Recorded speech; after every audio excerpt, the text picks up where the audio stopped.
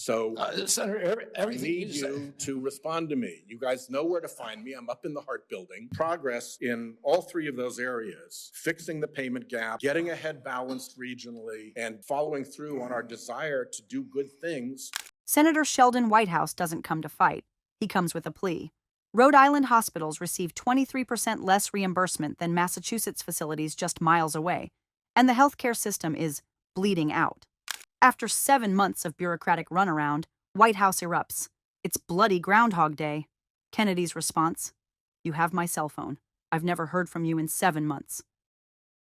Mr. Secretary, I want to talk to you about Rhode Island.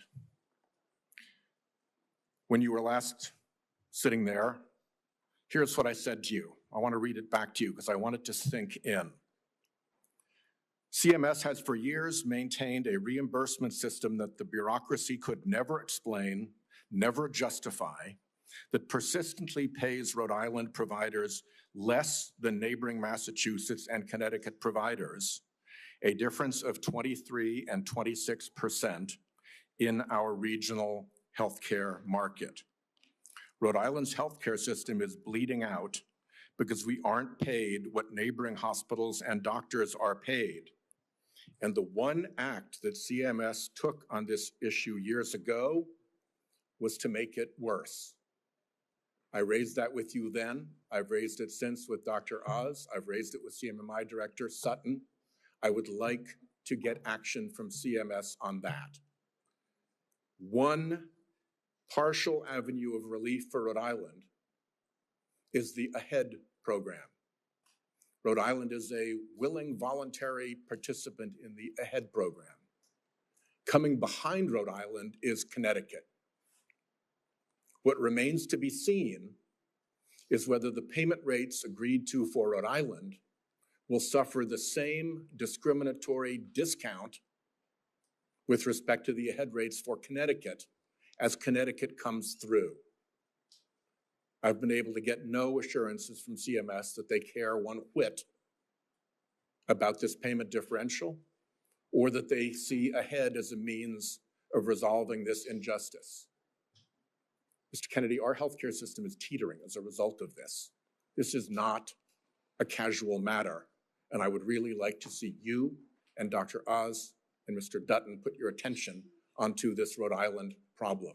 There is no conceivable justification for paying a hospital in Fall River 23% more than Rhode Island Hospital when Rhode Island Hospital provides more and better services, as recognized by the Secret Service, which will take an injured president from Martha's Vineyard to the Rhode Island Hospital Trauma Center, flying right over St. Anne's Hospital in Fall River, yet Fall River gets paid more. It makes no sense, and it has to be resolved. The other problem that I mentioned to you is that I'm now in my 4th round of CMMI directors. It's bloody Groundhog Day, trying to get something done about how end-of-life patients are treated. I'm offering Rhode Island as a willing example of how we can do it better. It is idiotic and cruel to force a family to put their dying loved one through 3 days and 2 nights of a hospital before they can put them in a nursing home. It is equally ridiculous to not allow palliative and curative care to happen together. Providing home care when someone is dying, even if they can still get out of the house or into the yard, is a basic thing to ask. And to have respite care be that somebody comes to the house instead of taking a dying family member to a hospital, that's not even respite.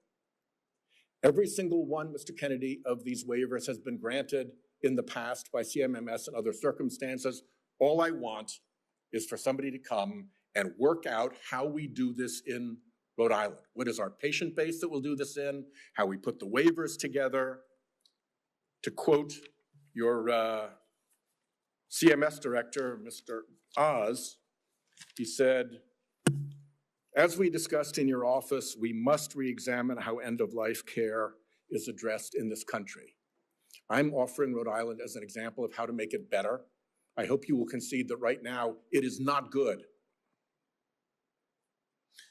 So Senator, I need you to respond to me. You guys know where to find me. I'm up in the Hart Building. Yeah. We've reached out, we've tried for meetings, And the progress in all three of those areas, fixing the payment gap, getting ahead balanced regionally, and following through on our desire to do good things, improving end-of-life care with waivers you guys have already granted, has gotten me so far no place. And forgive my impatience, a lot of it predates you. I put a hold on Biden nominees because I was getting jerked around by your bureaucracy. I'd like it to end and get some progress. Yeah, Senator, you raised this during my confirmation hearing, and I said to you then, and you were very civil. You raised something that makes a lot of sense to the extent that we have the power to fix it at CMS. I'd like to do it. We've had the same kind of complaints from Vermont. But I said to you at that time, call me and let's come talk about this. You have my cell phone. You can call me anytime. I've never heard from you in 7 months. Call me up. I'd love to meet with you. I'll get Oz in the meeting. And, what you're saying, particularly about at the end of life, it may be something we can do something about. I want to help. And, let me know. We'll try. Forgive my frustration. You've got 30,000 employees. They could have reached out to me. They know where I live. Yes. This exchange between Senator Sheldon Whitehouse and HHS Secretary Robert F. Kennedy Jr. stands apart from the combative confrontations that dominated this hearing.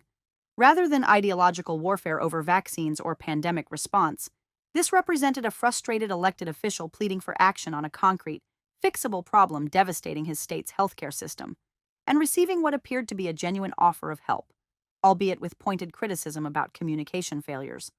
Whitehouse's presentation of Rhode Island's reimbursement crisis was detailed and damning.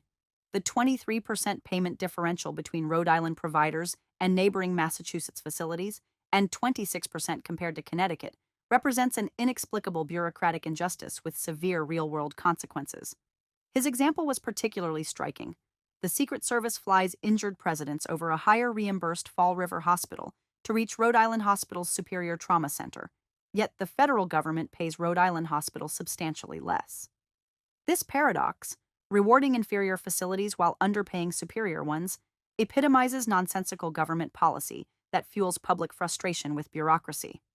The senator's frustration was palpable when describing this as a problem CMS could never explain, never justify, and that the one action taken was to make it worse. His concern that Rhode Island's voluntary participation in the AHEAD program might perpetuate the same discriminatory discount when Connecticut joins reflected well-founded skepticism that bureaucratic patterns would continue absent deliberate intervention. Whitehouse's discussion of end-of-life care reform revealed another dimension of healthcare system dysfunction. His description of forcing families to put dying loved ones through 3 days and 2 nights of a hospital before nursing home placement as idiotic and cruel resonated with anyone who has navigated the healthcare system during a family member's final days. The prohibition on combining palliative and curative care, restrictions on home care for patients who can still leave the house, and the absurd definition of respite care as hospital admission rather than in-home support all represent regulations that prioritize bureaucratic categories over human dignity. Whitehouse's statement that every single one of these waivers has been granted by CMS in other circumstances was particularly significant. He wasn't requesting unprecedented authority, but merely asking that Rhode Island receive the same flexibility already extended elsewhere. His offer of Rhode Island as a willing example for reform positioned his state as a laboratory for improvement rather than demanding special treatment. The senator's admission that his frustration predates you, and his disclosure that he had placed holds on Biden nominees due to being jerked around by your bureaucracy, demonstrated this was a long-standing grievance transcending partisan politics. This wasn't about Kennedy personally, but about systemic dysfunction that persists regardless of who occupies the secretary's chair. Kennedy's response represented perhaps his most constructive moment in the entire hearing. Rather than defensiveness or deflection, he acknowledged the legitimacy of Whitehouse's concerns, recalled their confirmation hearing discussion, and offered concrete next steps, including a joint meeting with Dr. Oz. His statement, "I want to help," appeared genuine, particularly regarding end-of-life care reform, where Kennedy's stated priorities around patient-centered care could align with Whitehouse's proposals. However, Kennedy's counterpunch, "I've never heard from you in 7 months," shifted some responsibility back to Whitehouse. His reminder that Whitehouse has his cell phone number and can call anytime suggested that, despite good intentions, direct communication hadn't occurred. Whitehouse's retort that Kennedy has 30,000 employees who could have reached out reflected the reality that senators cannot personally track every commitment from every agency. In a functional system, staff follow up on commitments made during confirmation hearings without requiring principal-to-principal contact for every issue.